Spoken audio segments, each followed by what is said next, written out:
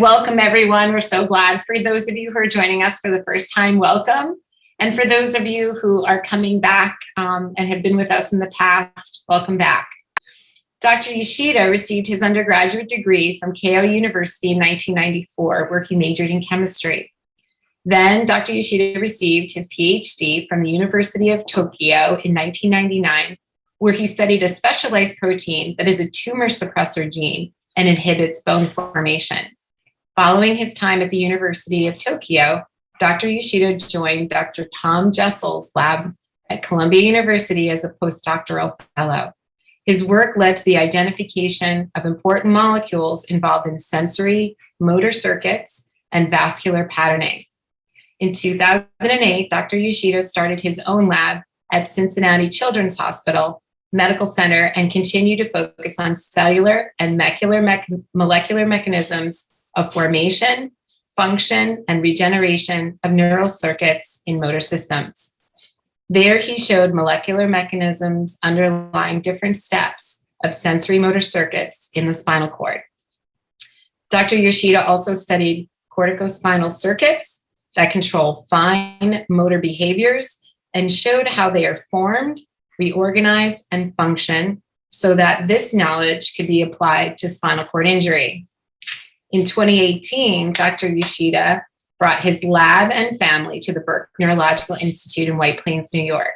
He is the director for the Laboratory of Neural Connectivity Development in Physiology and Disease and an associate professor at Weill Cornell Medicine. He and his team continue to expand their research to understand how motor circuits control behaviors in animal models and search for new therapies for patients with spinal cord injuries or motor disorders. The long-term goal of his research is to understand the formation, function, evolution, and regeneration of distinct motor circuits in the context of locomotion and fine motor behaviors. It is with great pleasure that I introduce to you Dr. Yoshida. Thank you very much, Christine, for your kind introduction. So, okay, can you see the slide? Yes, perfect. Okay, so today I'd like to talk about many aspects of movement, such as formation, function, recovery, and evolution. I will especially focus on neural circuits to control motor behaviors. So here is the outline of today's my talk. So first, I will introduce the general background of motor behaviors and motor circuits.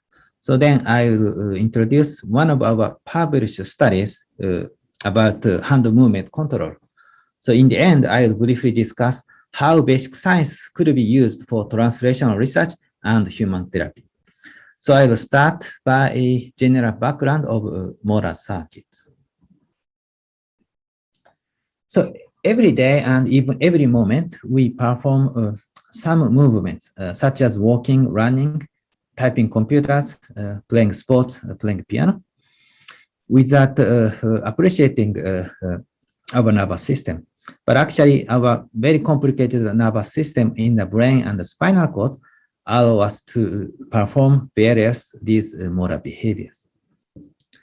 Unfortunately, some diseases and injuries cause deficit in various motor behaviors.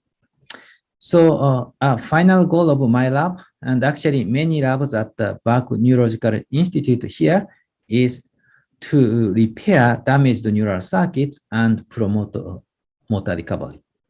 So this is not the easy goal, but if we have a good step-by-step and good strategy, I think there is a hope to repair a neural circuit in the future. So these diseases and injuries include stroke, spinal cord injury, ALS, SMA, Friedreich ataxia, and many other diseases and injuries. So damage may happen in the brain or spinal cord, but in either case, that causes deficit in motor movements. So how we could repair these damaged neural circuits? So one strategy is first we understand basic mechanism of the motor behaviors, how our nervous system control motor behaviors. So then we could use those knowledge to repair damaged neural circuits and promote motor recovery. So in my opinion, first step is to understand basic mechanisms of our movements. So this shows how we can move. So if you want to move your finger or hands, so first your brain makes a plan and initiates movements. So then brain sends information to the spinal cord. This is a cross section of the spinal cord, and there are motor neurons in the ventral spinal cord, and these motor neurons control muscle contraction. So then by regulating activity of many muscles, like 50 or 100 muscles, we are able to perform proper movements. And actually, there are actually images of motor neurons in mice. So these green labeled neurons are motor neurons in the mouse ventral spinal cord. So these neurons project axon to the spinal cord and they control muscle contraction. So I will show some analogy between brain map and the road map. So this is just road, but there are some similarity.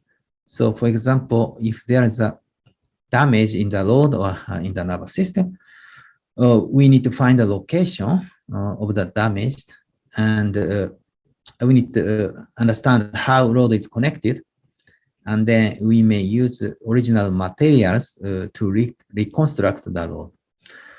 So nervous system is the same. If there is a brain damage, we need to find the location, and then we need to understand brain map, how neurons are connected with other neurons, and then we may use developmental mechanisms instead of original materials. So if we understand how neural circuits are formed during development, we may be able to use the same developmental programs to fix damaged neural circuits. So I'll come back this issue later in my talk. So we need to understand motor circuits, and motor circuits have different features. So for example, motor circuits are quite complex. In the brain, motor cortex, basal ganglia, and brainstem and other regions work together, and they are involved in controlling motor behaviors.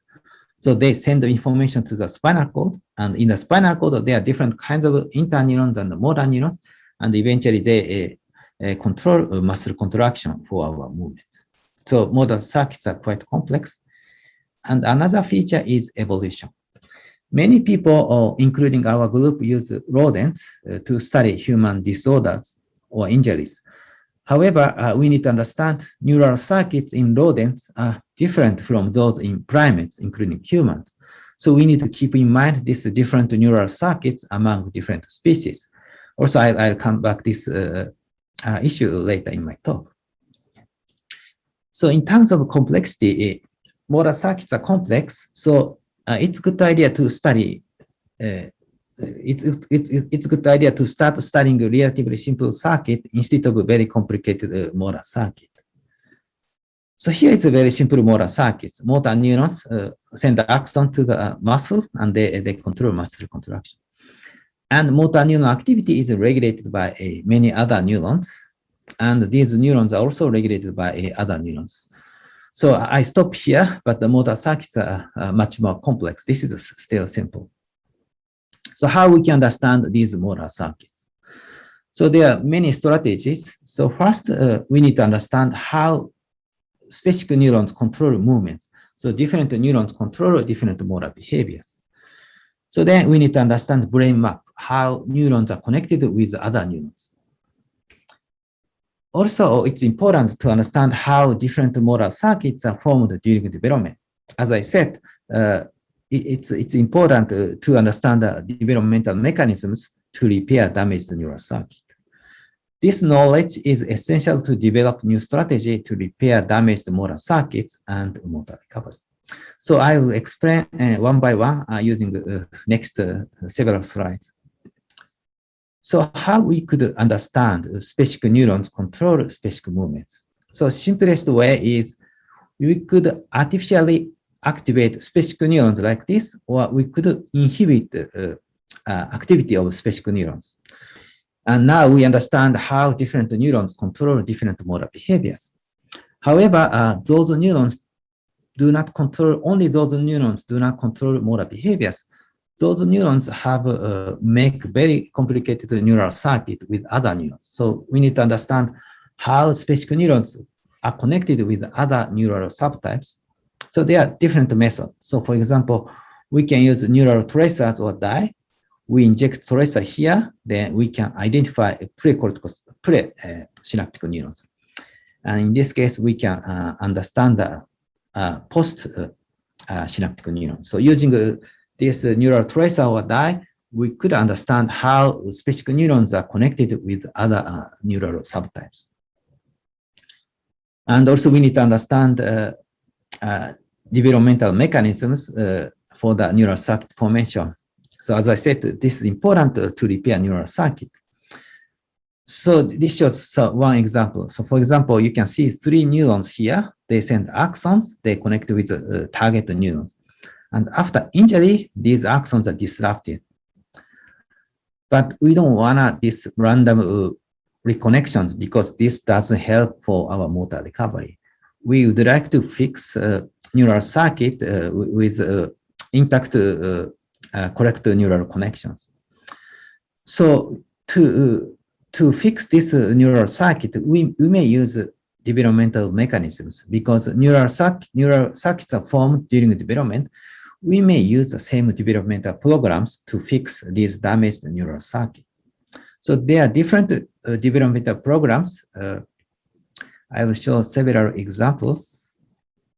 So here, there's attractant. So then attractant attract axons, and eventually these axons form connections with the target. And in this case, repellent is expressed and the receptor is expressed in the axons, they repel. And here, these neurons form connections. After then, repellent is expressed, then repellent eliminate these synapses. So I will introduce one of example later in my talk. So how we could use these developmental programs to fix damaged neural circuits. So for example, this is a neuron and a target after injury. We may artificially put attractant here and repellent here. So then these damaged axons do not connect with the wrong target and they connect with the correct target. So this is too simple, but this is one possibility. And another possibility is after injury, actually in many cases, repellent is aberrantly expressed. So then we may inhibit those repellent using inhibitor. And then there are no repellent, the damaged axons may form connections with the correct target. So in this case, we could add attractant or repellent, or in this case, we could remove repellent. So this is just 2 examples, but we could think about many strategies to fix damaged neural circuits using developmental programs. So this is a summary of my first part of my talk. So to understand how motor circuits work and how motor circuits are formed during development may be the first step for development of new strategy to repair damaged neural circuit. So without knowing how motor circuits work and they are formed, I think there are no hope to fix damaged neural circuit. So now I will introduce one of our published studies about hand movement control. So as I said, the brain initiates our movements, and brain neurons send axons to the spinal cord, and main descending circuits are corticospinal circuit in humans. Corticospinal neurons are located in the motor cortex. They send axon to the spinal cord. At the brainstem, most of axons cross the midline. So that means our right brain controls left body muscles and vice versa. So these shows cross section of the spinal cord.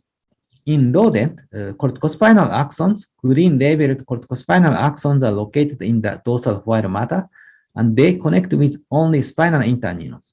So then spinal interneurons connect with the motor neurons, then motor neurons control muscle contraction. for our motor behaviors. In primates, corticospinal axons are located in the ventral and lateral white matter, and these axons connect with both motor neurons and interneurons. So therefore, corticospinal axonal positioning and connectivity are very different between rodents and primates. So this is a problem because we use rodent as a model system to study human diseases, but the corticospinal circuits are very different between rodents and primates. So that means we may need a better animal model to study human disorders. I will discuss this in the end of my talk. So primates, including humans, have these monosynaptic connections between corticospinal neurons and motor neurons. These connections are important for our fine motor skills, independent finger movements. Using those monosynaptic connections, we are able to move our fingers independently. However, in non-primate mammals, they have only indirect connections.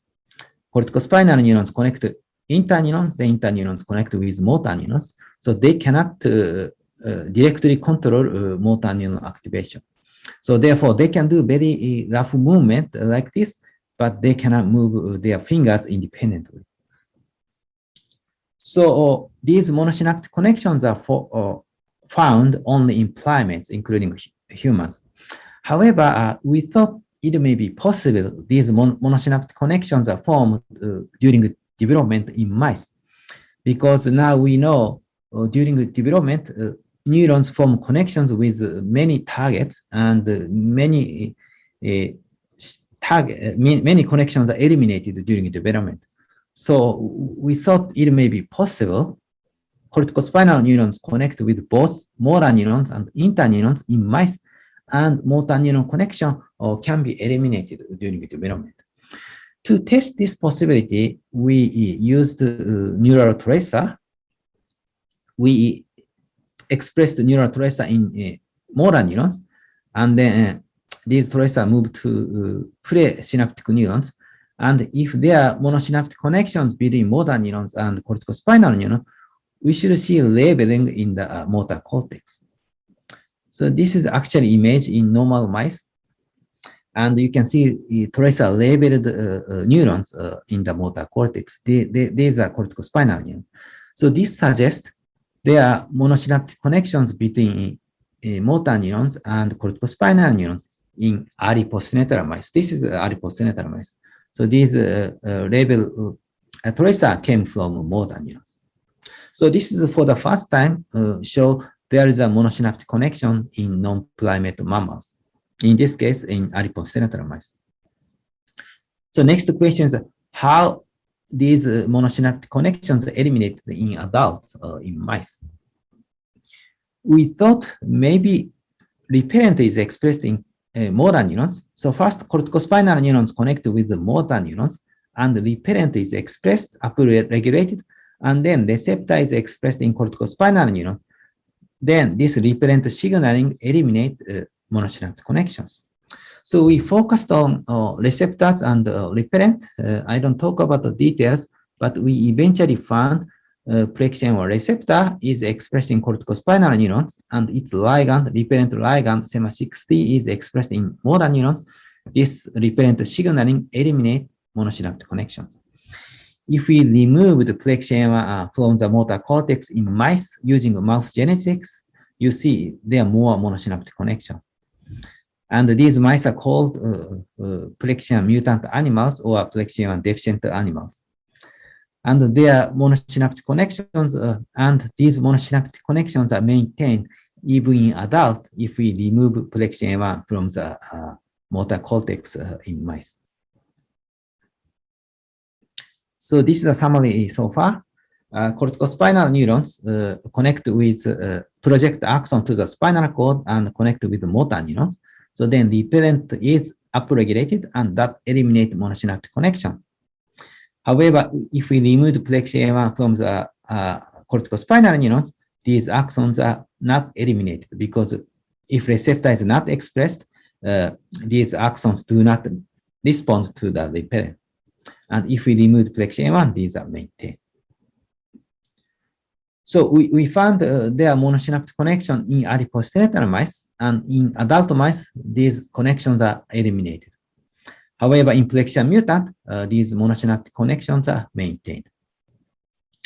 So you may remember these corticospinal circuits are similar to primate corticospinal circuit. So therefore, we decided to examine motor behaviors in those animals. So this is a summary of my second part of my talk. We found there are monosynaptic connections between corticospinal neurons and motor neurons in adipocytetal mice. And then Plexia dependent repellent signaling eliminate these monosynaptic connections. That's why normal mice have a very limited manual dexterity.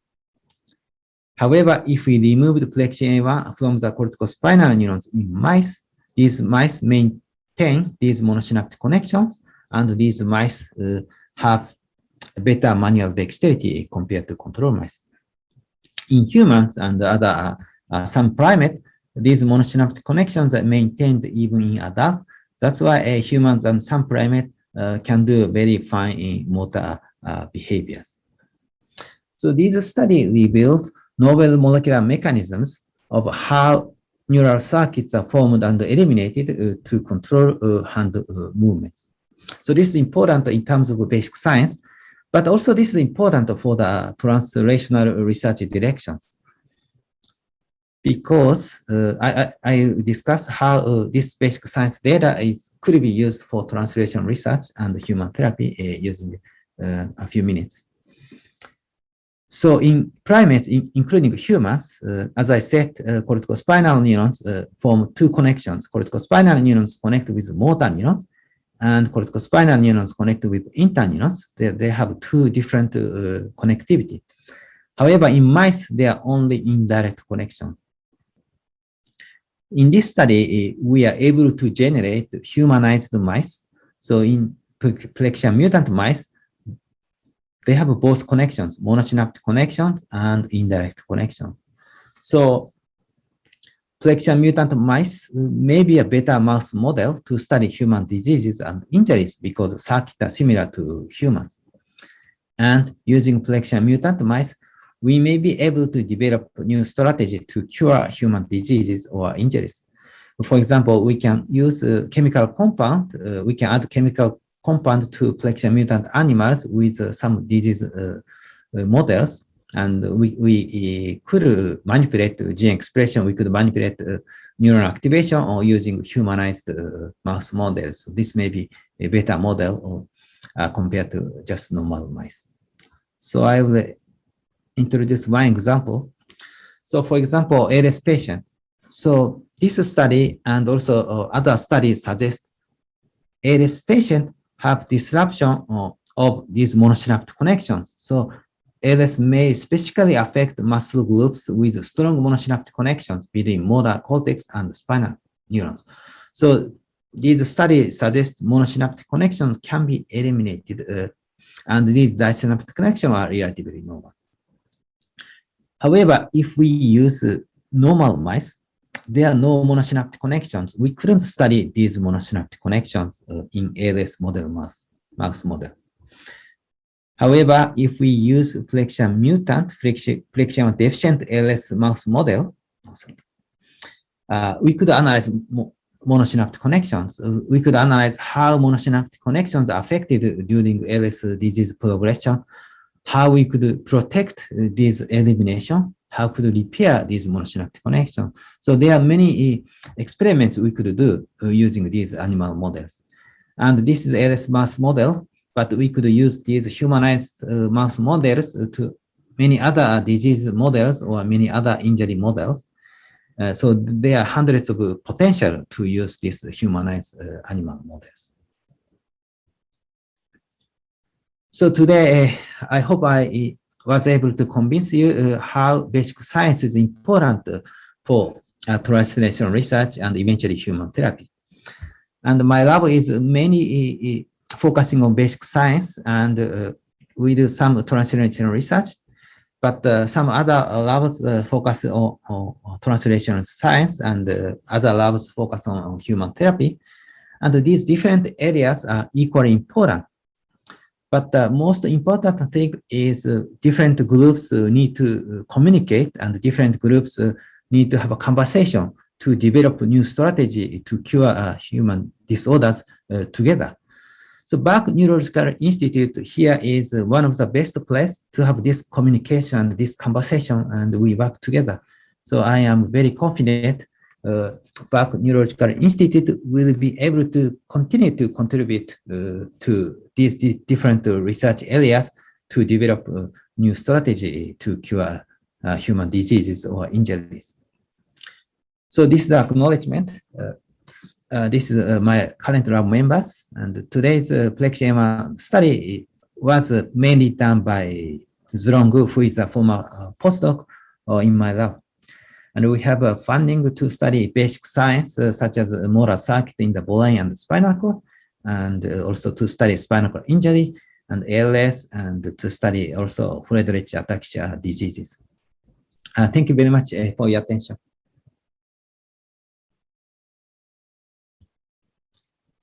Krishna, I guess you are muted. Sorry about that. Can you stop screen share, and we'll go to questions. Mm-hmm. And thank you, Leela, for she said that you gave a fantastic talk. It was fascinating. So we're going to open it up to questions. So if anybody would like to submit some questions, and while you're thinking about that, I know I wrote a few myself. So I wanted to get your thoughts, Yutaka. What do you think the most promising scientific discovery that has been made recently that can potentially help people with spinal cord injury, whether it's in our lab or somewhere else? But what can patients and caregivers kind of keep their eye on? So yeah, there are many good studies recently. So for example, they transplant stem cells, and also they activate different spinal interneurons of the brain, and they promote motor recovery. And also my lab showed how we could prevent immunosuppression. And actually some spinal cord injury patients die, but they don't die because they cannot move. They die because they get immunosuppression. And our group showed if we inhibit excitatory spinal interneurons, that could prevent immunosuppression in mice. So there are many good studies in the field lately. Yeah, it sounds like there's a lot of exciting things to keep our eyes on. Right. Yeah. And then what would you say is the most promising scientific discovery recently? And I know you've alluded to some things, but for patients with ALS. ALS. So for example, my collaborator, Neil Schneider at Columbia, so we are collaborating about ALS project. So he I guess started doing gene therapy. So they modulate the gene and in certain ALS patient, and I think they have started gene therapy. Gene therapy is one of the most promising strategy to repair ALS, to cure ALS. Yeah, it sounds like in both spinal cord injury and in ALS that gene therapy is something for us all to kind of keep our eyes on. Yeah, I think so. Yeah. And then I know that you gave all this incredible research in about 15, 20, 25 minutes. Mm-hmm. But can you just help the guests today understand that when you're studying basic science, how long it actually takes? You know, how many years it actually takes to get to some of these findings? Yeah, that's a very good question. It depends on discovery. So for example, neuroscience, if you want to understand neuroscience, for example, it may take a few years. So then translational research, another 5 years, human therapy, another 5 years. But it depends. For example, iPS cells, the discovery, the Yamanaka's group discovered the iPS cells, and it was very quick for the human therapy. So it depends on the discovery, and yeah, it could be very fast. It could be very long, but it depends on discovery. So for the discoveries that you had, that you just presented, how long did that take you? It's a difficult question. Yeah. Some years, I say. But, yeah. A long time, not Yeah. overnight. Yeah, not overnight, but could be shorter. Yeah. And then I think it's important too, because you brought out this really important point about how within the Institute, there's communication, collaboration between basic, translational, and move on to clinical or therapies. Right. Can you talk a little bit about some of your collaborations with your science, both in the US and globally? In the US and in the world. So in my case, I'm not sure this is translational, but we use mice. But I have a collaborator who is a professor at the Primate Institute of Kyoto University. So they have a lot of primates. So we move on from mice to the primate study to understand the neural circuits. And yeah, that's one collaboration I have right now. So it sounds like you were explaining too how complex these motor circuits are. And Right. It sounds like it takes a lot of collaborative partnerships, not only in the US, but throughout the world to be able to really solve some of these problems. Right. But within BAC, we have a lots of meeting and discussion among different groups. That's yeah, we have a lot of communication and collaboration. Yeah. Wonderful. And then we do have some questions. I guess I've warmed up everyone a little bit. And so we have one guest who's asking if you're familiar with the research that Northwestern is doing with spinal cord injuries. They recently put out a press release about promising research and how they were going to approach the FDA about use in humans. They also added the link, which is here, and it looks like, I'm not really sure because we'd have to click on it and take a look at it, but she's asking, what do you think about the possibility of restoring movement with stimulating devices, perhaps for a partial spinal cord injury? We could activate remaining axons. Right. Actually, yeah, stimulation is one of the most prominent strategy to promote motor recovery, and many groups, including Europe and also in the States, they stimulate motor cortex and also spinal cord together, and they stimulate simultaneously motor cortex and spinal cord. And actually, the study have shown that helps motor recovery even in humans. So stimulation in the cortex and the spinal cord, it's one of the most prominent strategies, I think. Yeah. Yep. So maybe Yutaka, I don't know if you've had a chance to look at that Northwestern study, but I would just make 2 points that are very relevant to Yutaka's talk. And one is that that's a nanotechnology that interacts with the extracellular matrix.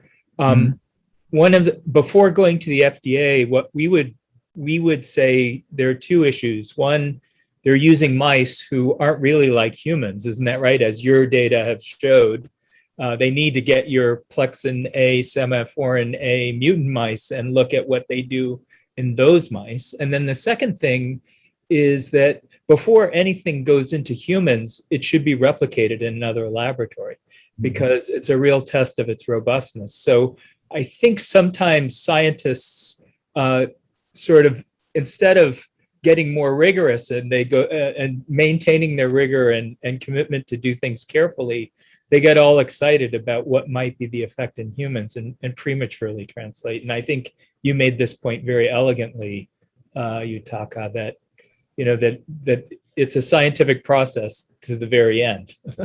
So, thank you. And also, I was just curious too, from your talk and the last slide that showed the primate with its hand around something, and the mouse that was made more human-like with the circuits that you discovered. Yeah. Can those mice actually move their digits independently? Yes, we are planning to analyze the independent paw movements using kinematics analysis using deep lab cut, but we haven't analyzed it, but we plan to do that. That's very interesting question. Yeah, because I would imagine that that would lead to sort of more discoveries if there is injury, how to be able to fix the injury. Because I would imagine with a human who's had some sort of spinal cord injury, to be able to move your hands and write and eat and get dressed, those are all things that I would imagine patients would want to do. So the work that you're doing, I would imagine would be giving them great hope for the future. Yeah, I think this is a very important experiment to do. And we do have another question here from a gentleman, Mike, and he's asking, how are the drugs delivered, intraspinal versus systemically? And I'm not quite sure what drugs he's talking about. So Mike, if you're on, if you want to unmute and fill us in a little bit. Okay, I was just wondering about the agent that inhibits or promotes the connection bypassing the intraneuron directly to the lower motor neuron. It sounds like it's a pharmacologic agent that's given. Yeah, pharmacological agent. Yeah, that's yeah. So I think what he's asking is it something that once the mice are already developed that is given, or are the mice specifically bred genetically? Can you answer that? So one example is Okano's group at Keio University. He published Nature Medicine paper. Actually, he added semaphore3A repellent inhibitor as agent after spinal cord injury, and that helps to repair neural circuit. So it seems that that compound go to the spinal cord to repair the circuit. That's in rodents, but not in humans. Okay. Alrighty. And then, this was another question that actually came in before the webinar. Somebody wanted to know, how does proper nutrition factor into optimizing fine motor movements after injury? So I would imagine that I would imagine that when somebody experiences an injury, do nutrients taken in via the diet, can that be optimized to help recovery? Do you know? That's I don't know that. Yeah, I guess so, but yeah, I'm not. I don't know the answer for that. Yeah. And then, sort of in that same vein, movement. Yeah. So when you recover a little bit of movement, is it important to keep moving, to keep those neurons stimulated? Yeah, I think so. For example, using animal models, so both exercise and stimulation synergistically promote motor recovery. So exercise is important for motor recovery. And so I think Dr. Hollis just clarified, Mike, that these mice are specifically bred to be that way, and it's not a therapeutic that's given to the mice after they're developed. So, and then lastly, Yutaka, I wanted to talk to you a little bit, because I think this is a really important point, and something that I've learned being here at the Institute, is why is it important to study development in order to help later cure injuries or fix or repair injuries? Can you just go over that again for me a little bit? Yeah, so because if we don't understand the brain maps, how brain control motor behaviors, so after injury, so we don't know where we should fix, how we should fix. Like a car, right? Car, if there's a problem in the car, so if you don't have some car map, so we cannot fix the car. That's everything the same. So if we don't understand how we assemble that together, nervous system, we couldn't fix after the injury. So by understanding how the circuits develop Right. in young, rodents or humans, those things that we discover can actually be helpful when we're trying to repair a system that has gone wrong. Right. Yeah, Yeah. no, that's fascinating. Absolutely fascinating. Let's just see.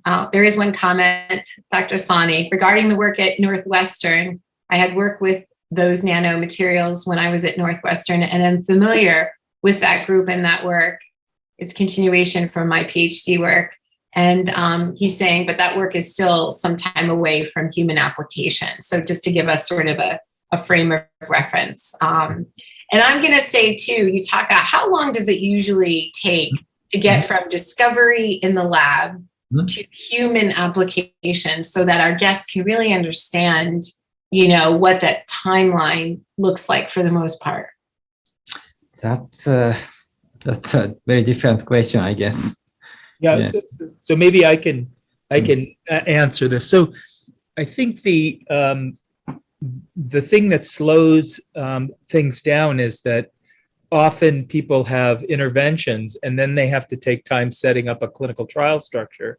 And especially with spinal cord injury, which is a relatively low in incidence, it can take 80 to 85 centers to do a statistically valid study. And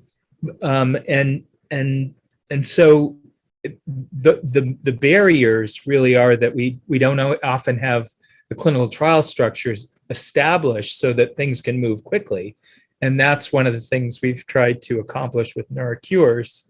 But the other thing I will say is that, as Yutaka kind of pointed out, discoveries in the lab are very nonlinear. You can have a eureka moment tomorrow, sort of just like Yamanaka did when he discovered how to convert fibroblasts into stem cells.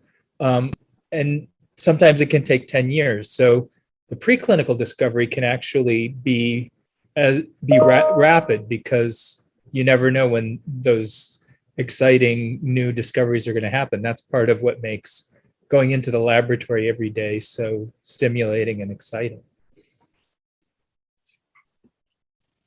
So yeah, no, absolutely. And I can imagine that, I know even just for the scientists that work at the Institute, you guys have dedicated your lives to solving these big problems. And it's pretty remarkable to get to work with you each and every day. And with that, I'm going to just ask one more time if there are any questions before we let Dr. Yoshida go back to the lab and his studies.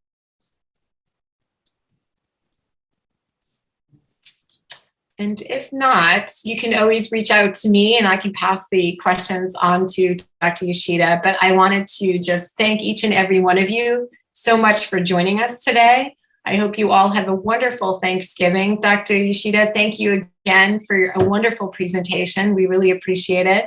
And this recording will be available and the link will be sent to all the participants and will also be on our website. So with that, I hope everyone has a wonderful weekend and we hope to see you at the next webinar. Thank you. Thank you very much, everybody. Great job, Yutaka. Thank you.